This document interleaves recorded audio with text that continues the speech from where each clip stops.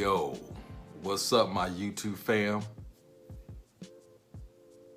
Man, I was up past 2 a.m. this morning watching Netflix Dahmer, Monster, the Jeffrey Dahmer story. And I thought it was a movie at first, didn't realize it was a mini-series, 10 parts, each episode ranging from about 50 minutes. That's a lot. I was up damn near all night. Had to be to work at 6 a.m. Didn't go to bed till after 2 a.m. Got up to episode 6. The minute I got off work, I rushed home and finished. This had me from the jump. Because I remember the true story when this story broke in 1991. I was in college. And I remember watching the news going, what? This white man was eating black people. That was like the headline. Mostly Hispanics and blacks. He was gay. He dated and courted these men, lured them back to his place or other places for sexual pleasure, would drug them, kill them, and then eat them. Yeah. And this miniseries covers his whole life. He was born in 1960. So he's seen a lot going on in the black community as far as being treated badly. You know, he was an odd child. He did not quite fit in. His mom was on drugs when she was pregnant with him. So that kind of jacked him up. He witnessed an ugly divorce between his moms and pops. That jacked him up a little bit.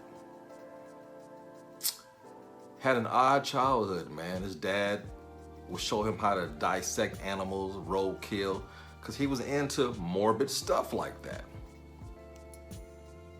Yeah, this man went on to kill, murder over 15 to 16 people over probably a 13-year period. Because in 1977, he was in high school. I think he committed his first murder. And this is how he tried to dispose of the body. Now, before I get to that part, his mom had a nervous breakdown. She took her younger son, his brother, and just left, just bounced. Your dad is seeing somebody, he moved on. I can't do this no more, son. The boy's 18 years old and bounced. Gone the whole summer for 3 months. Left him to fend for himself. His dad was not around. His mom was gone. Yeah. So he was driving and met this dude hitchhiking. He said, man, I'm going to a concert by any means necessary. Yo, are you going my way? He said, yeah, get in the vehicle. Let's go back to my house for some brew first. We'll hang out, pump some iron, and I'll give you a ride to the concert. Jeffrey Dahmer had a problem with neglect. He felt that people left him his whole life. He wanted somebody to be there to hold on to him. His mother never held him since birth. She never was a mother. Even when she was pregnant with him, she would talk to the doctor. I don't feel the connection between me and my son, though he's growing in my stomach. He never stood a chance. I'm not making any excuses. I'm just stating the facts. When him and homie was hanging out, dude's like, hey man, it's time for you to take me to the concert and drop me off. I'm having a blast, but I gotta go. And Jeffrey Dahmer was not sure about his sexuality. He was struggling with it his whole teenage and young life. But this particular guy, he kind of felt like, I think I'm ready to come out the closet. Went to kiss him, dude said, hey, back up, I ain't with that. I'm bouncing, I'm out. You lied to me, said you're gonna give me a ride to the concert. You fake, you're ill, peace, I'm out. Dahmer, bopped him over the head. One major blow, bled out, and he died. He panicked. He's 18 years old, just killed a dude in his house. He cuts up the body. He was gonna go to the nearest dump and dispose of the body. He's swerving because he's been drinking. Cops pull him over. Young man, you're swerving. And there's a reoccurring theme with cops throughout this miniseries. Cops ain't shit. They could have arrested him, took his ass to jail right then and there, and found a chopped up body in the back seat. End of story. Nah, you're a good American white boy. Turn around, take your ass back home, stop drinking and driving. I'm like, are you serious? 1977. Dahmer goes back. He's like, what am I gonna do? So he starts trying to get rid of the skin off the bones. As he grew up, he realized in high school, dissecting animals like pigs and learning how to use acid, that you can dip flesh in acid and eat away the flesh, you're left with bone. He got a sledgehammer and started beating the bones to dust. At least he tried, it wouldn't work. Because marrow is soft and it's wet inside the bone. He then started baking the bones in the oven. Got them out, they were dry. He beat them with a sledgehammer till it turned to dust. Threw it off the rooftop all over the yard. That was his first kill. He went dormant for a while. He was having all kind of problems, couldn't hold down a job. He had a major, and I mean major drinking problem. He bounced around from his mom, dad, grandmother. Dad said, look, son, I don't know what to do with you, man. I'm putting your ass in the army. Got discharged from the army. Why? Because he was drinking. Ended up in Miami doing odd jobs. Dad, I can't take it no more. Can I please come home? Yeah, if you come home, you can't stay with me and your stepmom because he remarried. You gotta stay with your grandmama. And you gotta find a job. Those are the rules. He kind of knew then he was gay. He would go to the local gay bars, meet people, go places, and the thing he would do was drug these people. I'm not sure what the drug was, but there were pills. What he would do, he'd look around when he ordered a drink. As the bartender turned his back, he pulled the pills out of his pocket in a little plastic bag. Everybody smoked then, right? He would grab the ashtray and smush the drugs while no one was looking, then poured it in a victim, soon-to-be victim's glass. Then we jump to 1987. This is when he really came into his own, killing people. He would take him to places. He would bring him back to his grandmother's house. She had like a cellar, a basement, called like a fruit cellar or something. Take him down there, show him things. And once he drugged you, that was it. He dated a few white men, but his nectar was black and brown. He dated a few American native Indians, but he loved black and brown men, majority black. He would go to clubs, watch people dance. He couldn't dance, but he admired people who could dance good. And Dahmer was a handsome dude. He had a quiet demeanor about him, creepy, but I don't know. I mean, if you're homophobic and certain things bother you, you're gonna have a hard time watching this movie. The gay community doesn't bother me at all, but I wonder what they find attractive. Like somebody who's a little bit quirky, kind of weird. I don't know. Me personally, people like that got picked on in school. Not really known to be attracting a lot of attention, the good way. But Dahmer had a weird way of attracting people, maybe because he was tall and handsome, but he was off. He was off. And episode 1 opens up like a horror movie. Like one of the best horror movies I've seen all year, up there with X, Barbarian, and Pearl. I was hooked because episode 1, he meets a guy at the bar, takes him back to his place. It's a black gentleman. He walks in, the guy's like, ooh, what is that smell? He kept dead bodies in his apartment. Had a barrel full of acid trying to decompose the bodies. Man had a severed head in his refrigerator. Man had hearts of human beings in Ziploc bags in his freezer. He had several little freezers, but you cannot get rid of the smell of decomposing bodies. It was going through the vents throughout the apartment complex. People were complaining to the landlord. It was a mess. But he was a good tenant because he paid on time. Figure that. And so he drugs this gentleman and he makes him watch a movie with him in the bedroom. He throws a handcuffs on him. The guy's freaking out. He can tell something's off, but he's drugged at the same time. So he's kind of like, oh, woozy. And he made him watch The Exorcist 3. He says, it's my favorite movie and I watch it every day. Come on, man. Cuckoo for Cocoa Puffs. Black dude's freaking out. He's trying to escape. Dahmer got him by knife point. His knife is like a Rambo knife. And I was literally freaking out. This was well directed.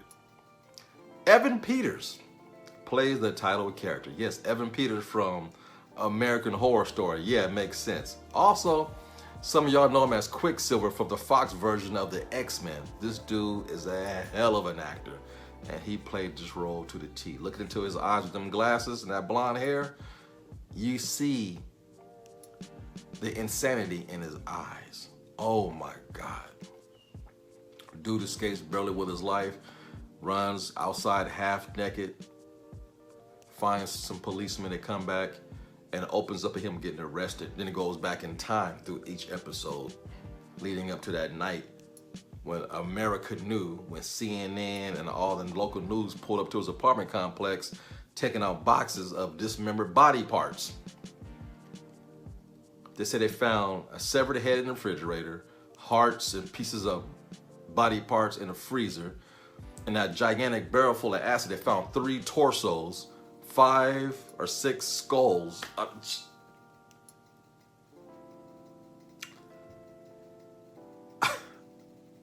I'll never forget this story, man. Yeah, it was crazy. Jeffrey Dahmer.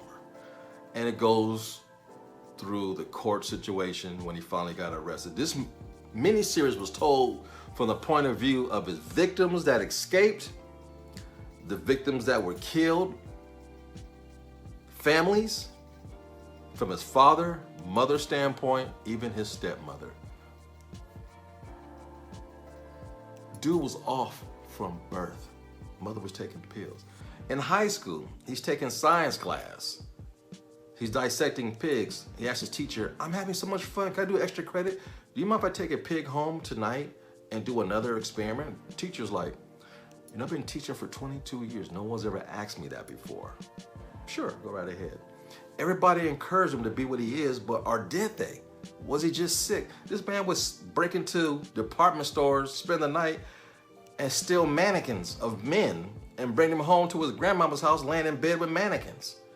After he chopped your head off, he put saran wrap around your head and kept it in a box and would pull it out and admire it and kiss the severed head of men that he murdered. Sick. And I mean sick. Get these odd jobs throughout life. He got a job at a blood bank.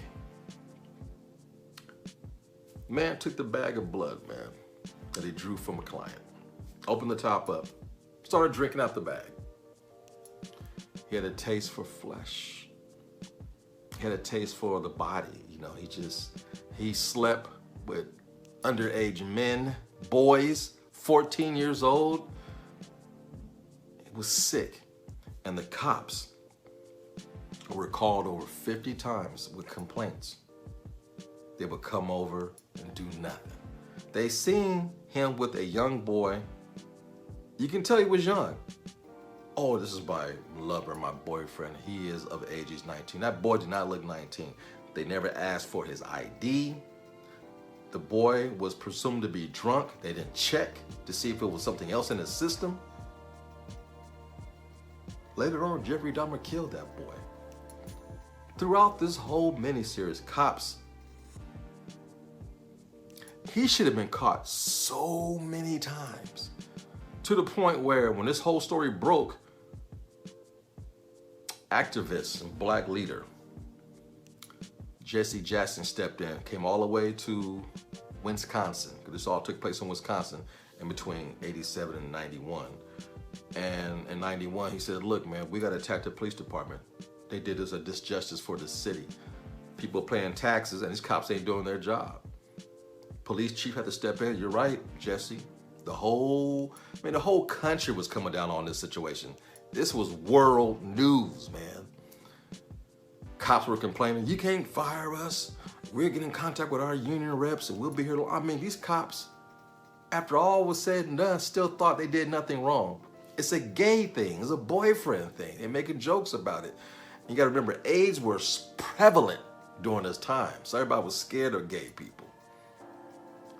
A lot of lives could have been saved, man. And it goes in detail with some of the people he dated, man. People that he actually probably loved, but he had an abandonment issue. Where you gonna go? I gotta go home, man. I gotta go to work. He tried to stop you from going to work and go visit your family. He dated a guy who was deaf.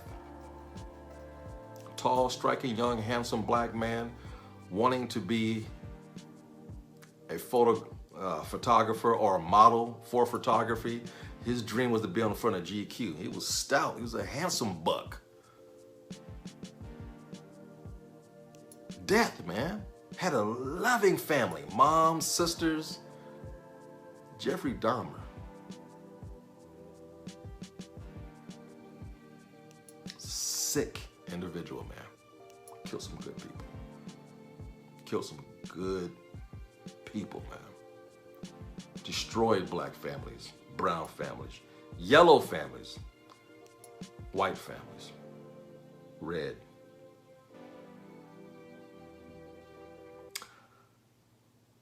This miniseries is a lot to take in. I'm not big on She-Hulk. I'm not big on, what's that thing? Andor, Star Wars. I'm not into that kind of stuff. Stuff like this that's realistic, that's based on true facts, really get my attention. And this was a disturbing but intriguing watch. Monster, the Jeffrey Dahmer story on Netflix. Evan Peters gives a performance of a lifetime. It's amazing. With that, I say be sure to like, share, subscribe, tell all your friends, and more importantly, leave your comments down low and let's have a discussion. Peace. You know the routine.